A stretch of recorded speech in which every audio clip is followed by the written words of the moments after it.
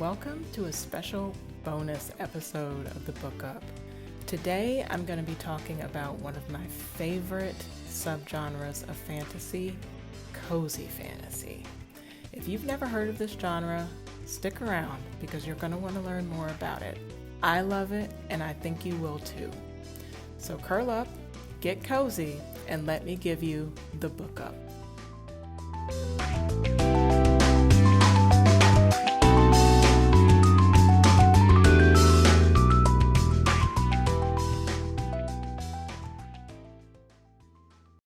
So, I love fantasy. No surprises there if you're a listener of the show. If it's got magic or mythical creatures or is set in a world that's not our own, I'm probably going to be interested. Bonus points if the book has a map in the front. I have never been failed by a book with a map. And recently, I've fallen in love with a distinct subgenre of fantasy, the cozy fantasy. So first of all, what is cozy fantasy? Well, cozy fantasy is lighter fantasy fiction with low stakes and magical elements. Now, low stakes doesn't mean no stakes. The problems are meaningful to the characters, but they're not the typical world or universe endangering peril you might find in other high or epic fantasy novels. None of those big epic battles or anything like that. You will find a couple of things. First, charming settings. Cozy fantasy worlds are often picturesque and inviting, featuring quaint villages, charming inns or shops, or magical versions of familiar settings. Second, there's a wholesome tone. The overall atmosphere is positive, heartwarming, and uplifting, providing a sense of comfort and escapism. Third, you've got everyday magic. Magic is often integrated into daily life and routines rather than being a source of overwhelming power or conflict. Next, friendships and family relationships are core, particularly found family. These themes are pivotal parts of cozy fantasy stories. Cozy fantasy often highlights the importance of community and belonging, with characters finding support and connection within their social circles, even if they are reluctant to do so at first. These are books that feel comforting, like a warm hug or a mug of tea and a blanket. So why do I like cozy fantasy? They're just a retreat from the world. I love shows like Virgin River and Hallmark movies. Unashamedly and unabashedly love them. I also play cozy video games like Cats and Soup. Cozy games are a subgenre that really took off during the pandemic with Nintendo's Animal Crossing, and they've become a popular haven because of their wholesome quest and artistic visuals. And fans and also science say that they help induce flow states. I'm going to link an article in the show notes about cozy games and how great they are for your mental health. In recent years, we've also seen something called healing fiction become more popular. And those books come out of Japan and South Korea primarily. You may have heard of a book called Before the Coffee Gets Cold. That's one of them. These aren't always my favorite. I find a lot of them a little bit too twee. I like a little bit of drama and bite in my books, even if they are cozy. But there are a couple of healing fiction books from Japan and South Korea that I do like, and I'll talk about them. I have also linked an article in the show notes about healing fiction from the New York Times if you want to learn more about those.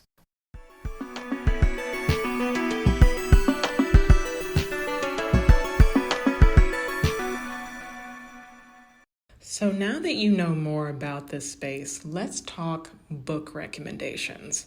Let's start with standalone cozy fantasies that I love.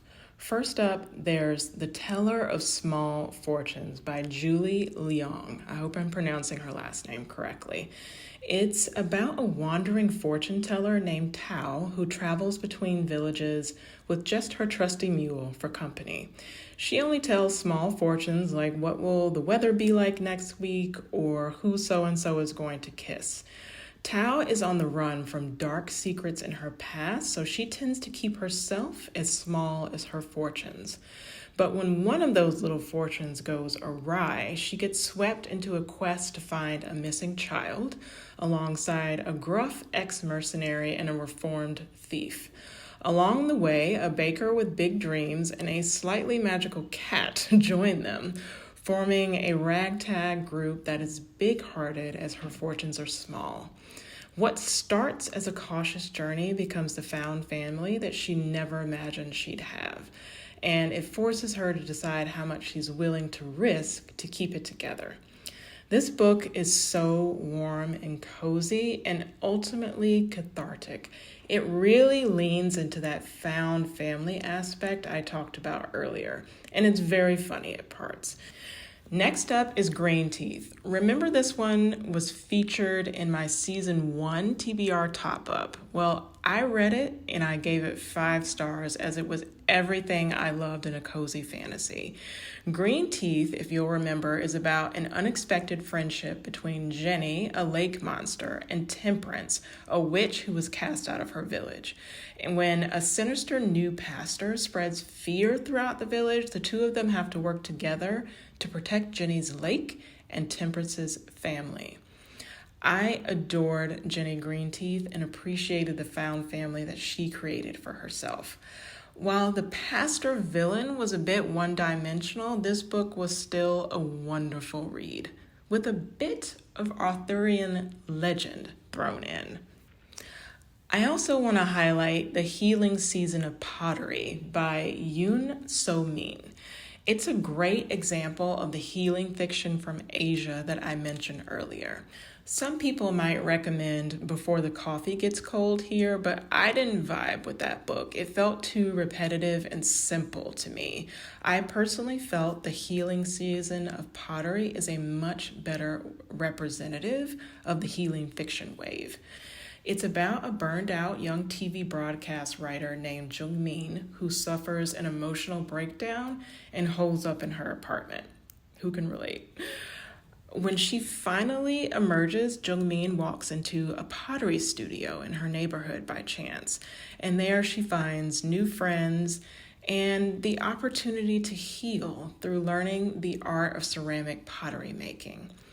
The Healing Season of Pottery follows her journey of healing and rebirth as she works the clay, piece by piece and season by season. And by the end of the year, Jung Min reflects on how much she's changed, and she even finds the strength to open her heart to romance and new possibilities in her life. I loved this book so much, and it was just what I needed in my life when I read it. It's a testament to how important it is to slow down in our fast-paced world.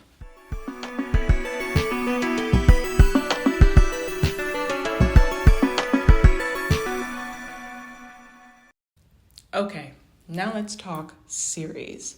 First up is the Legends and Lattes series.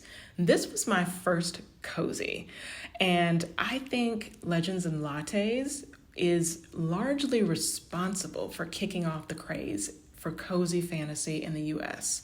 It's written by Travis Baldree, and it was self-published before it was eventually picked up by Macmillan because of the strong sales. I love this series. It is all about what happens after the epic quest ends. It kicks off with Viv in Legends and Lattes, a battle-weary orc bounty hunter, say that 3 times fast, who hangs up her sword to open a cozy coffee shop in a city that has never heard of coffee, let alone a latte. Not sure how I feel about her business skills, but, she's a great character. Viv is joined by a shy builder with a past, a succubus who runs the front counter like a pro, and a nervous little baker who turns out to be a scone making genius. It's low stakes, high heart fantasy that's full of found family and baked goods, and the quiet magic of starting over. The next book in the series is actually a prequel called Bookshops and Bone Dust. It follows a younger, rougher around the edges Viv during her early adventuring days. After she's sidelined by an injury, she winds up stuck in this sleepy coastal town and unexpectedly drawn to a dusty old bookshop run by Fern, who's a grumpy bookseller.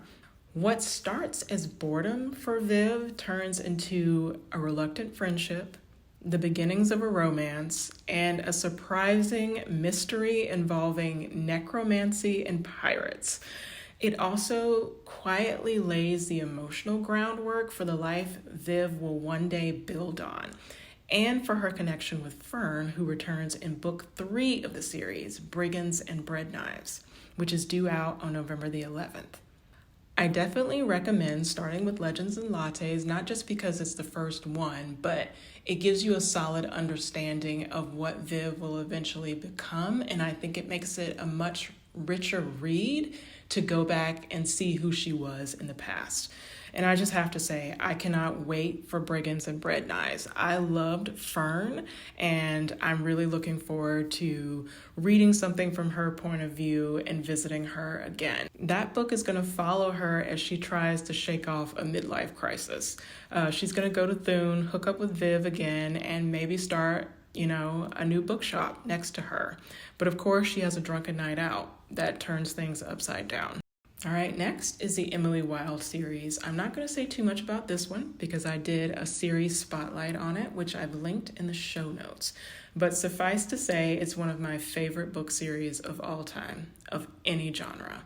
It's about a prickly but brilliant scholar of fairy, Emily, who studies the world of the Fae. And it's a cozy fantasy with just enough danger, a dash of romance, and a heroine who'd rather be left alone. Thank you very much.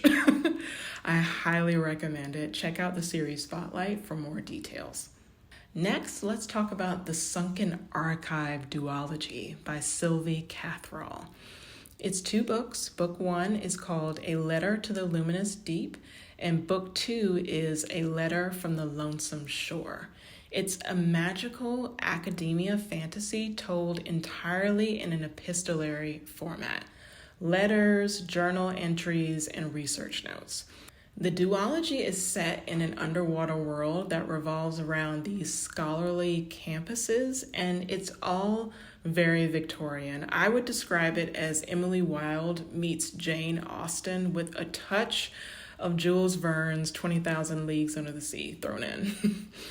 The series revolves around 2 story paths. At its heart is this beautiful pen pal romance between E, a neurodivergent woman who lives with intense anxiety and OCD, and Henry Clell, a scholar who also deals with anxiety.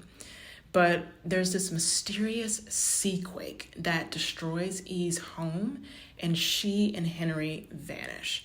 And so when that happens, we see a correspondence develop between their siblings, E's sister Sophie and Henry's brother Viren.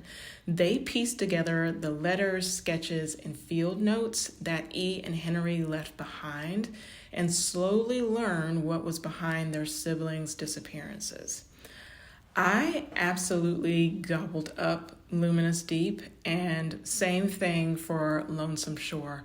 Lonesome Shore was just as delightful as book 1, even though the last quarter of the book had this swerve into galactic stakes with this Eater of Worlds antagonist and a very bittersweet ending that involves a sacrifice from a major character. I'm not going to spoil it because I really want you to read these books, but it had me crying bittersweet tears at the end.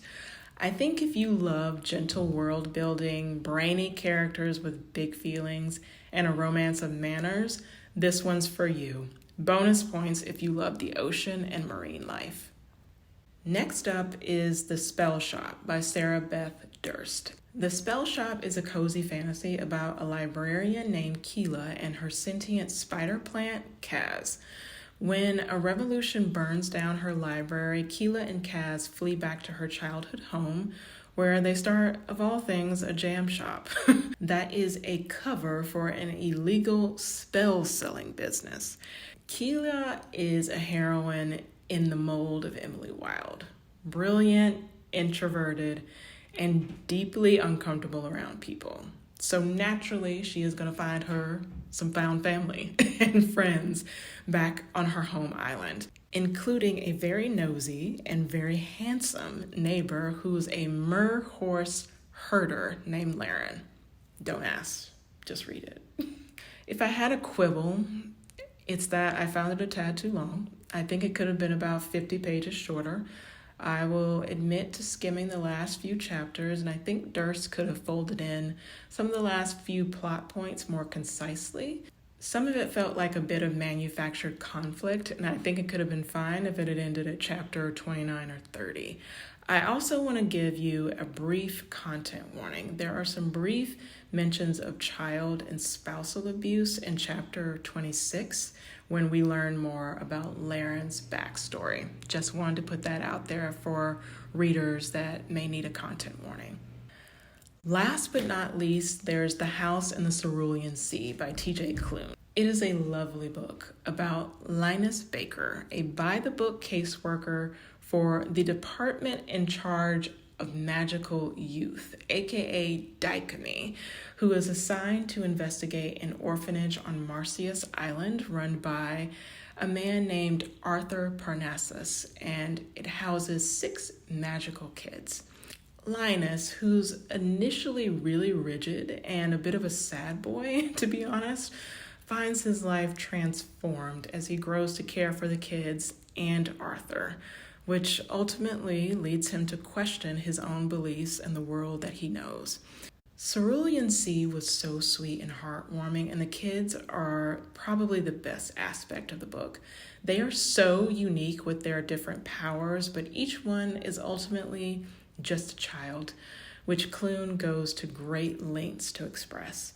For anyone who is or was a foster child or knows someone who is, it will be a relatable read. And I also think it's relatable for anyone who felt a bit odd as a kid or even an outcast. I'm raising my hand. You can't see me right now, but I'm raising my hand.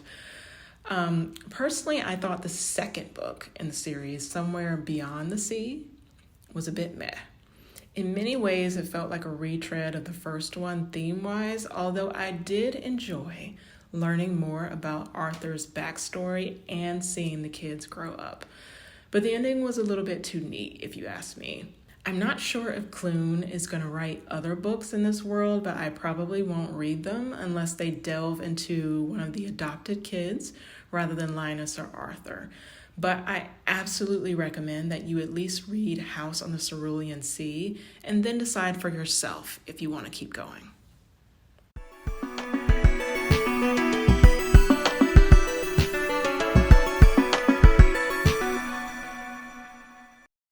All right, now that we've talked about my favorites, let's dive into my TBR for cozy fantasy.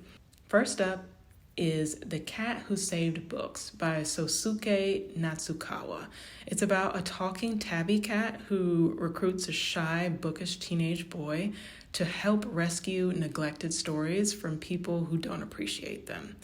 I am here for the magical cats, as well as emotional healing through literature.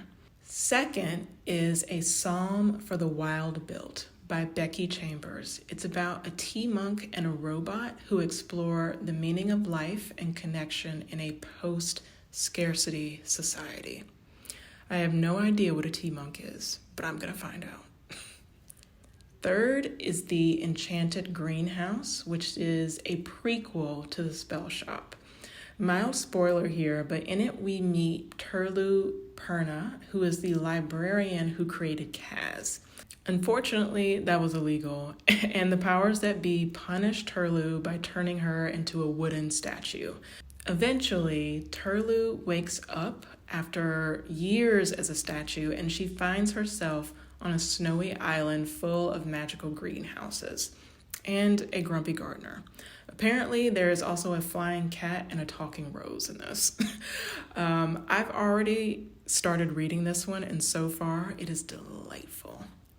Next up is If Wishes Were Retail by Austen Habershaw. In this book, a rebellious young woman and a clueless ancient genie team up to run a wishing kiosk in a mall. Chaos and magic ensue. So think 80s comedy vibes with gnomes, mall drama, and all the hilarious disasters you didn't know you needed. They had me hooked with a genie in a mall with this one. And lastly on my list is Vanessa Yu's Magical Paris Tea Shop by Roselle Lim. This is about a woman named Vanessa who can read fortunes and tea leaves, but after she gets a glimpse of her own future, it scares her, and she bolts to Paris to help out at her aunt's magical tea stall. Now she has to figure out how to embrace fate, plus all the magic and messy family stuff that comes with it. I've seen this book all over Bookstagram and in my local library, so color me intrigued.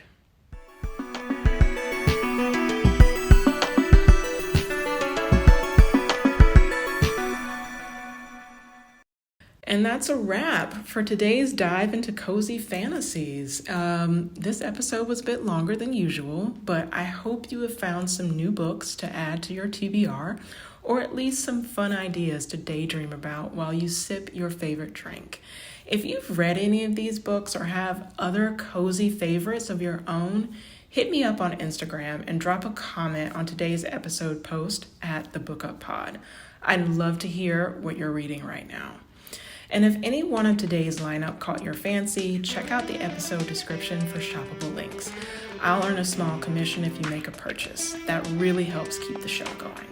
Don't forget to follow or subscribe wherever you get your podcasts so you never miss an episode. Thanks so much for hanging out with me, and I'll catch you next time on The Book Up.